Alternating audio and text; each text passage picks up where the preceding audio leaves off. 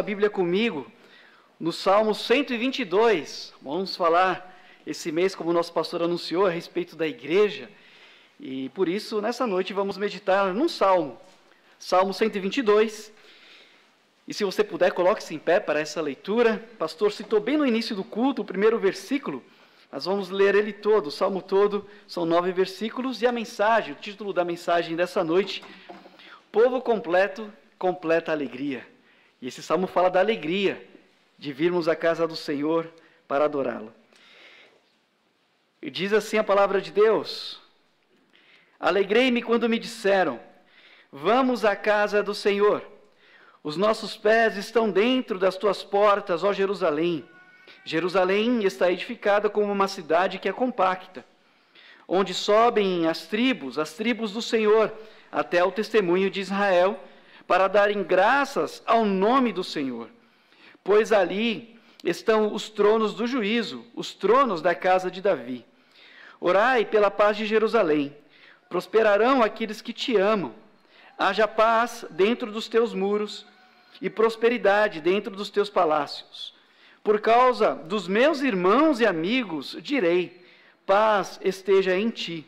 Por causa da casa do Senhor nosso Deus, buscarei o teu bem. Oremos mais uma vez, Pai, que a tua palavra seja o nosso alimento e que ela nos traga alento, instrução e fortalecimento. Nós oramos e agradecemos em nome de Jesus. Amém. Podeis assentar? Sem dúvida, uma das sensações que mais nos incomodam é a percepção ou a impressão de que alguma coisa está faltando.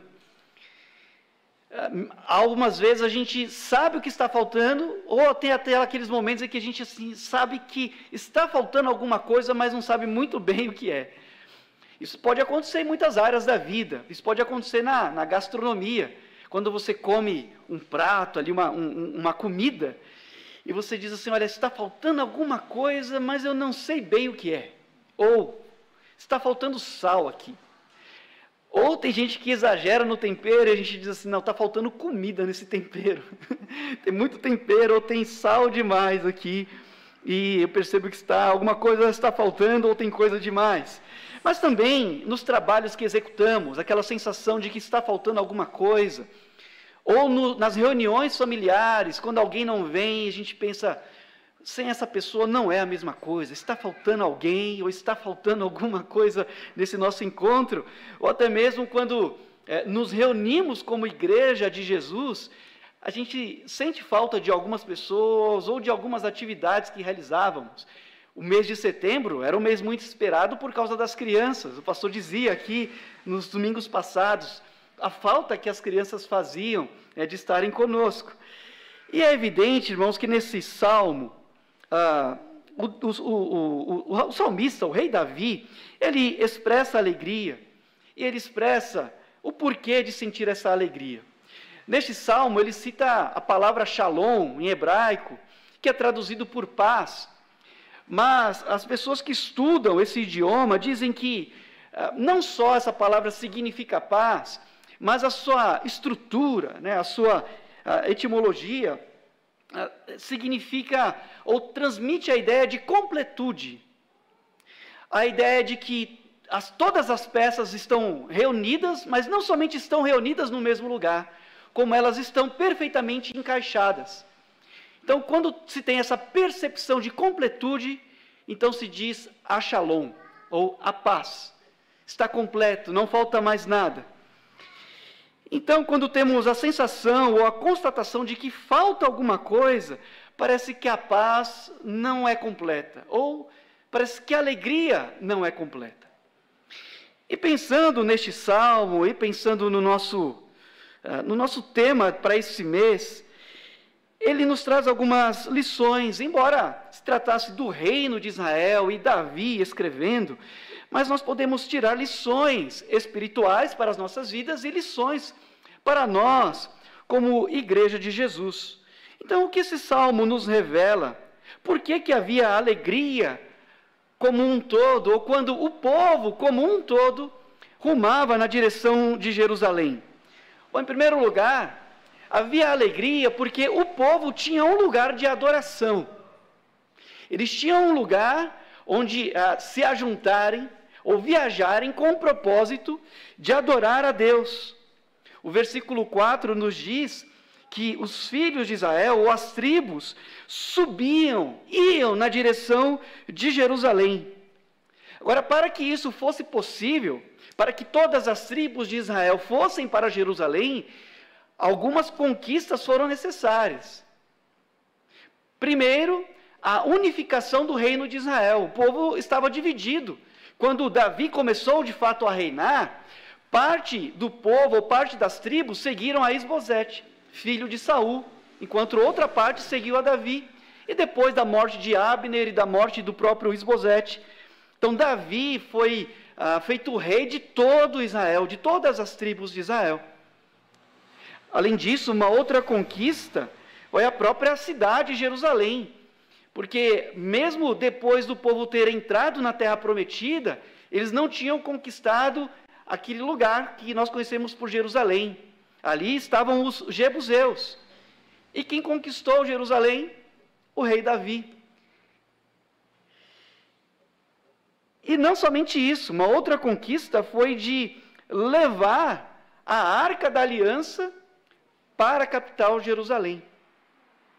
Então foi um processo até que de fato pudessem ter aquele lugar, e Davi construiu o seu palácio no Monte Sião, e depois, futuramente ou posteriormente, a casa do Senhor seria construída no Monte Moriá, mas agora o que faltava estava completo, e o povo tinha um lugar para ir, para viajar, como um todo, para adoração a Deus.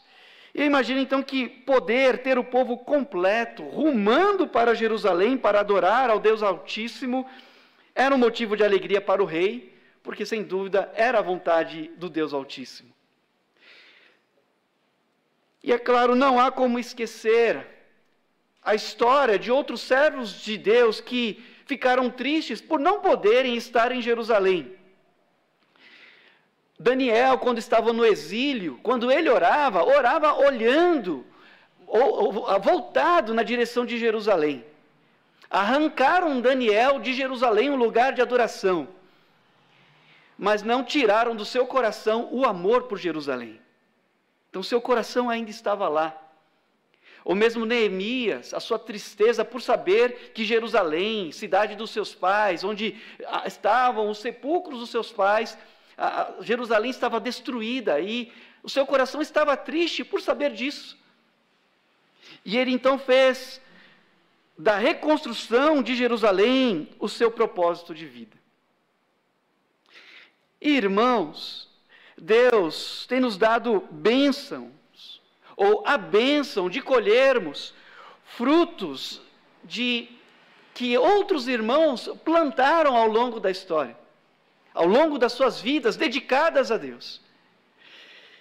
E nós devemos vigiar para que não consideremos aquilo que Deus ama ou que Deus santificou, para não tratarmos como uma coisa simples, ou uma coisa corriqueira, uma coisa comum.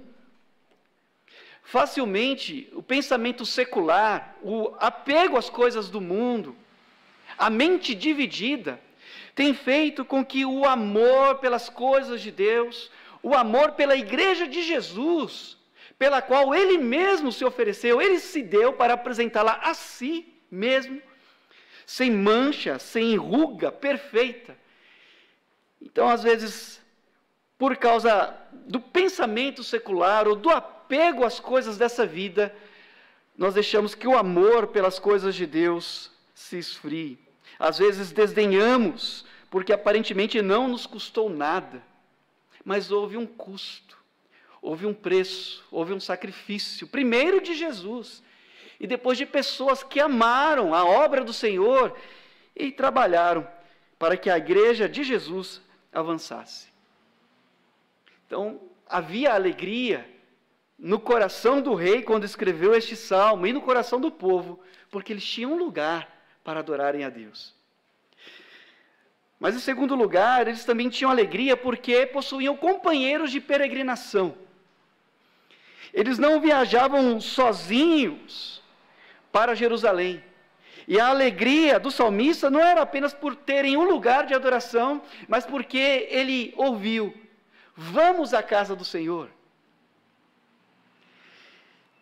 E a viagem para Jerusalém era um tanto quanto perigosa. Famílias inteiras viajavam rumo a Jerusalém, atravessando cidades, estradas, enfrentando perigos como animais ou até mesmo assaltantes. Mas, apesar dos perigos, elas não deixavam de ir. Há na palavra de Deus os motivos de irem às festas, que não é o momento de falarmos exatamente sobre essa questão, mas eles viajavam ainda assim para adorar a Deus e iam juntos, em família e com outras famílias. O próprio Senhor Jesus, com a sua família, viajou para Jerusalém.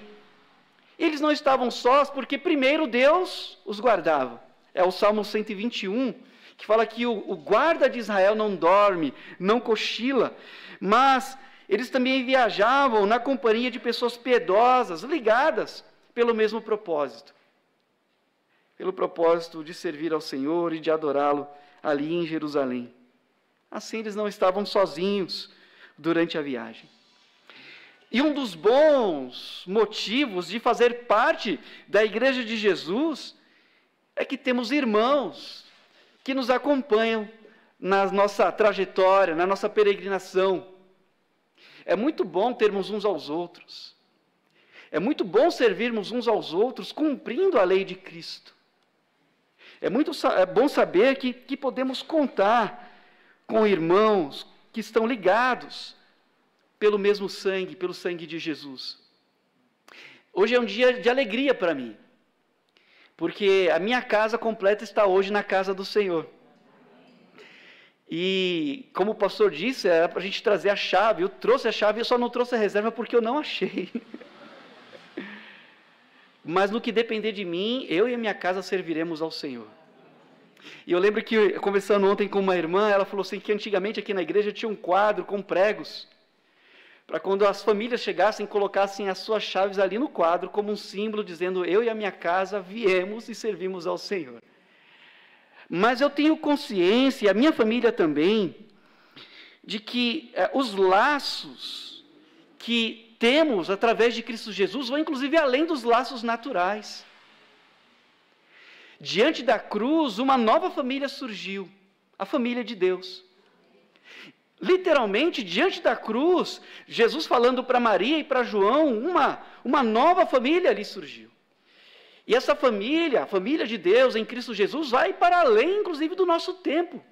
Não há como falar sobre isso agora, mas Jesus nos chama de filhos de Deus ou filhos da ressurreição.